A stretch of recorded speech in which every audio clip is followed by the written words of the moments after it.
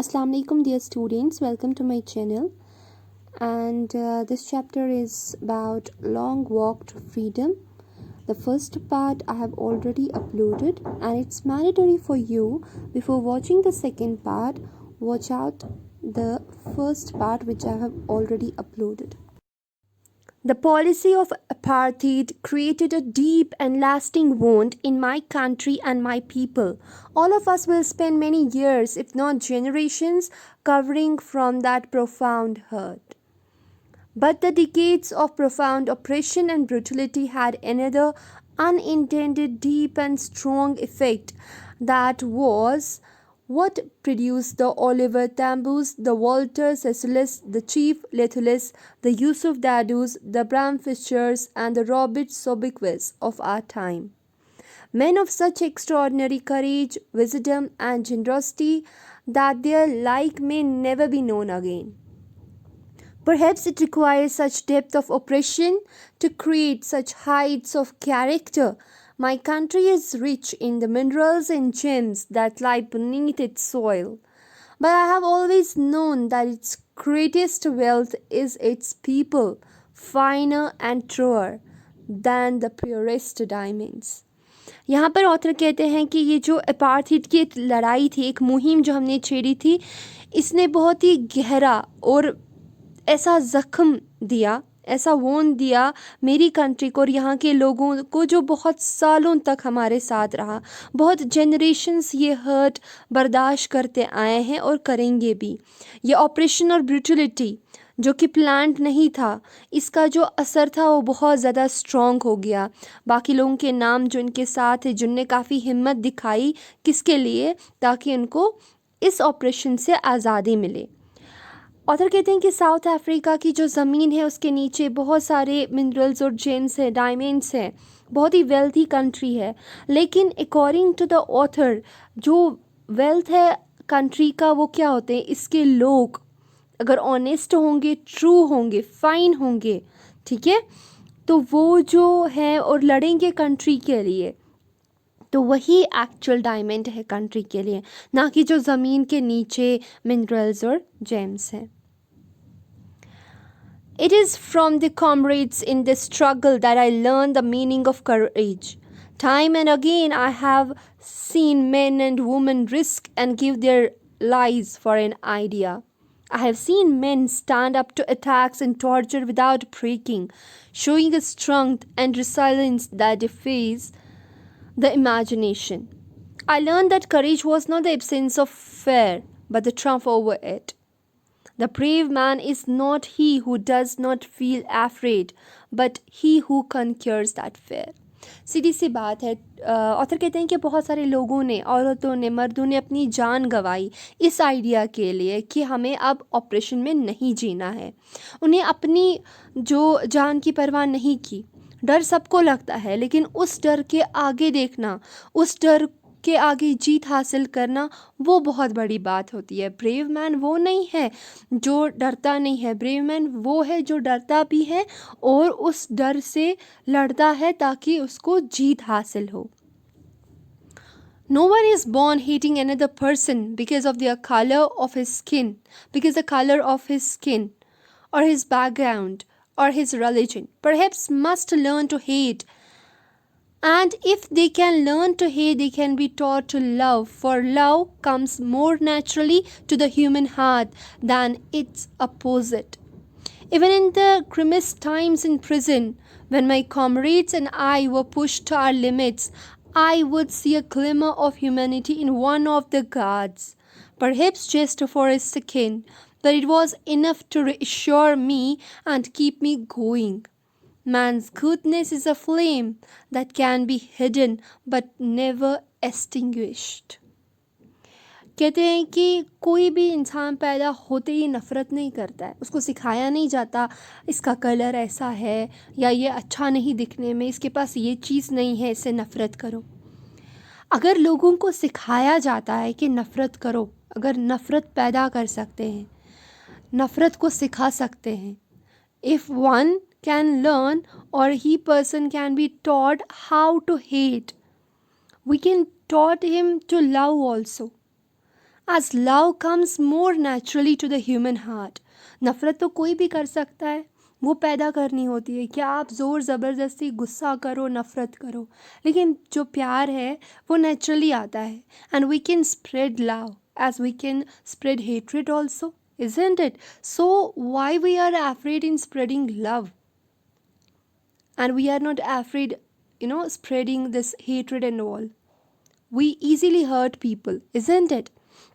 But यहाँ पर जो नेल्सन मंडेला कहता है कि जब हमें बहुत ज़्यादा प्रॉब्लम क्रिएट किया जाता था, जब हमें जेल में भरते थे, वहाँ हमें मारा पीटा जाता था, when we were push to our limits at the time, कभी किसी जो हमारा गार्ड वहाँ होता था, जो हवलदार होता था, वो जब हमें मारते थे उसके बाद एक टाइम पे उनके चेहरे पे थोड़ी सी ह्यूमैनिटी झलकती थी कि हम मार रहे हैं, या थोड़ा सा वो रहम दिली आ जाता था, और उस चीज़ की ही वजह से मैं आगे बढ़ना चाहता था।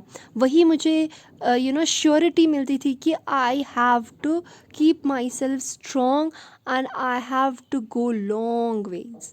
ठीक है, तो कहते हैं कि गुडनेस, इंसान की अच्छाई जो है वो छुप नहीं सकती, या कुछ टाइम तक वो छुप सकती है लेकिन वो ख़त्म नहीं, एक्सटिंग्विश नहीं हो सकती। ठीक है, in life every man has two obligation to his family, to his parents, to his wife and children, and he has an obligation to his people, his community, his country. यानी हर एक इंसान के obligations होते हैं, यानी he is bound to something, उसकी कुछ duties होती है टूवर्ड्स हिज फैमिली, यानी पर्सनल लाइफ और प्रोफेशनल लाइफ। ठीक है, वैसे यहाँ पर इसको लगता है, इसके हिसाब से he was working for the country, तो इसकी प्रोफेशनल लाइफ वो बन जाती है। In the civil and human society, each man is able to fulfill those obligations according to his own inclination and abilities. और हर कोई इंसान बहुत कोशिश करता है अपनी कैपेबिलिटीज़ और एबिलिटीज़ जितनी होती है उसके पास, कि वो दोनों obligations अच्छे से fill करे। But in a country like South Africa, it was almost impossible for a man of my birth and color to fulfill both of these obligations. In South Africa, a man of color who attempted to live as a human being was punished and isolated. In South Africa, a man who tried to fulfill his duties to his people was inevitably ripped from his family and his home and was forced to live a life apart, a twilight existence of secrecy and rebellion. I didn't in the beginning choose to place my people above my family, but in attempting to serve my people, I found that I was prevented from fulfilling my obligation as a son, a brother, a father and a husband. यहाँ पर author कहते हैं कि एक इंसान बहुत कोशिश करता है कि वो दोनों ऑब्लिगेशंस फुलफ़िल करे, अपनी पर्सनल लाइफ की ऑब्लिगेशंस भी और अपनी प्रोफेशनल लाइफ की भी। लेकिन साउथ अफ्रीका में ऐसा इम्पॉसिबल था उस इंसान के लिए जो मेरी कम्युनिटी से बिलोंग करता था और जिसको मेरा कलर था, लाइक ब्लैक पीपल से जो बिलोंग करता था, ब्लैक स्किन्ड पीपल से। अगर वो जीना चाहता एज अ ह्यूमन बीइंग, उसको पनिश किया जाता था और अकेले रखा जाता था। और अगर वो कोशिश करता कि वो अपनी फैमिली की ड्यूटीज़ यानी कमाता, अच्छी जॉब करता, घर वालों को पैसे कमा के देता, अगर ये ऑब्लिगेशंस वो फुलफ़िल करता तो उसको सज़ा दी जाती थी, अकेले रखते थे, फैमिली से दूर रखते थे, मानो कि जेल में रखते थे। मैंने भी बहुत कोशिश की मैं फैमिली की ऑब्लिगेशंस फुलफ़िल करूं और बाकी सारी ऑब्लिगेशंस फुलफ़िल करूं, लेकिन जो ही मैंने सर्व किया अपनी कंट्री के लोगों को, मैं दूर चला गया अपनी फैमिली से, उन ऑब्लिगेशन से जो मुझ पे एज अ सन थी, एज अ ब्रदर थी, एज अ फादर थी और एज अ हस्बैंड थी। I was not born with a hunger to be free. I was born free, free in every way that I could know. Free to run in the fields near my mother's hut. Free to swim in the clear stream, then run through my village. Free to roast meals under the stars and ride the broad backs of slow-moving bulls.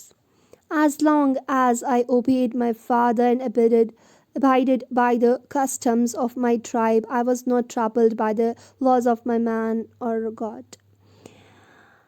तो यहाँ पर author कहते हैं कि जब तक मैं मेरे फादर के हिसाब से चलता था, नॉर्मल लाइफ जीता था, मैं फ्री था, मैं आज़ाद था, ठीक है। लेकिन ना ही मुझे कोई प्रॉब्लम थी तब तक, जब तक मैं माँ के पास था, फ्रीली स्विमिंग करता था, गांव में घूमता था, शाम को सितारों के नीचे खाना पकाता था, तब तक मुझे कोई प्रॉब्लम नहीं थी। जब तक जो मेरे कस्टम्स थे उनको फॉलो करता था, जो हमारे हक़ में, जो हमारे लिए ठीक था वही करता था, यानी जो फ्रीडम हमें नहीं थी वो चीज़ें, उन चीज़ों के लिए मैं लड़ता नहीं था, तब तक सब कुछ ठीक था।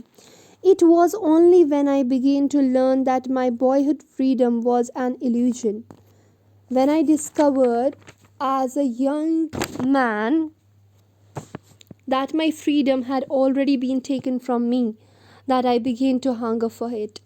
At first, as a student, I wanted freedom only for myself, the transitory freedoms of being able to stay out at night, read what I pleased, and go where I chose.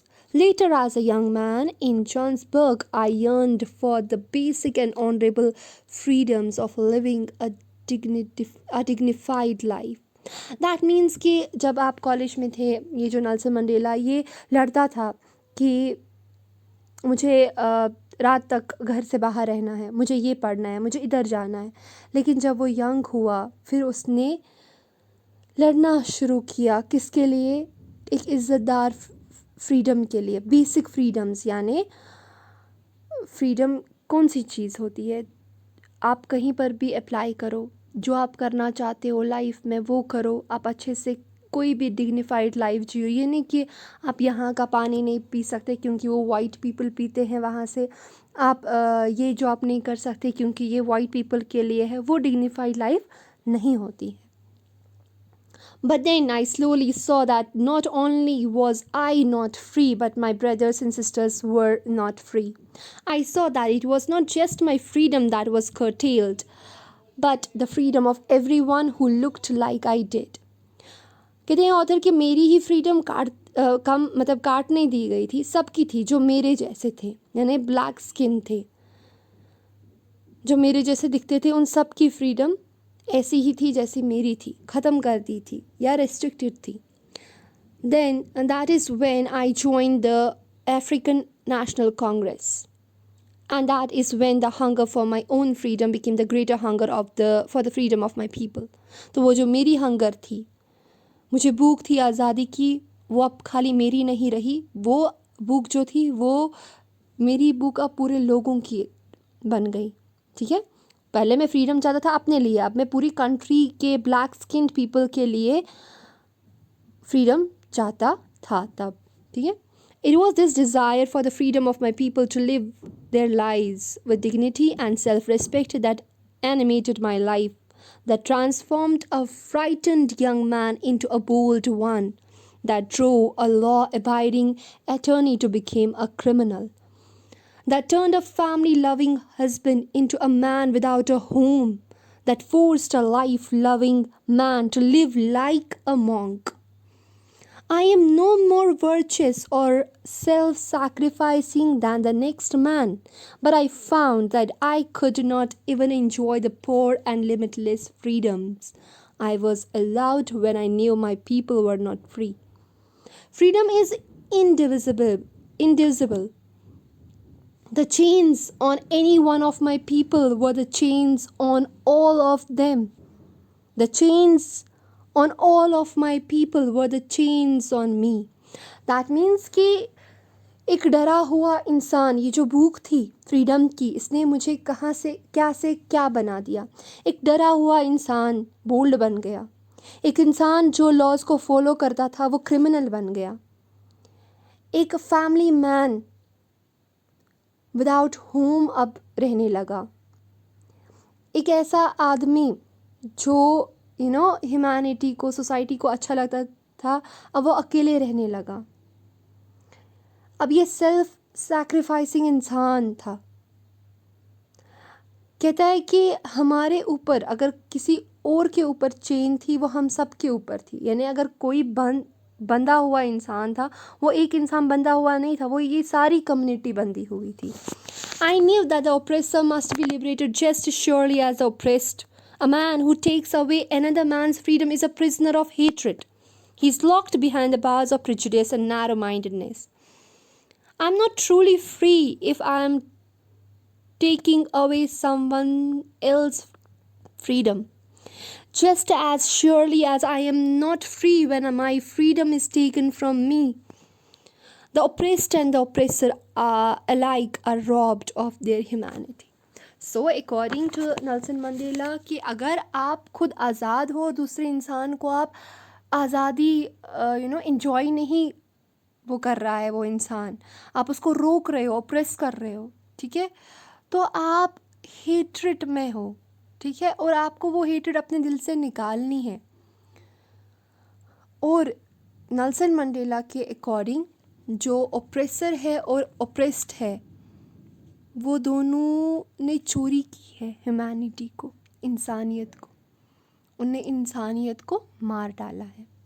That was all about the second part of Long Walk to Freedom by Nelson Mandela. Thank you.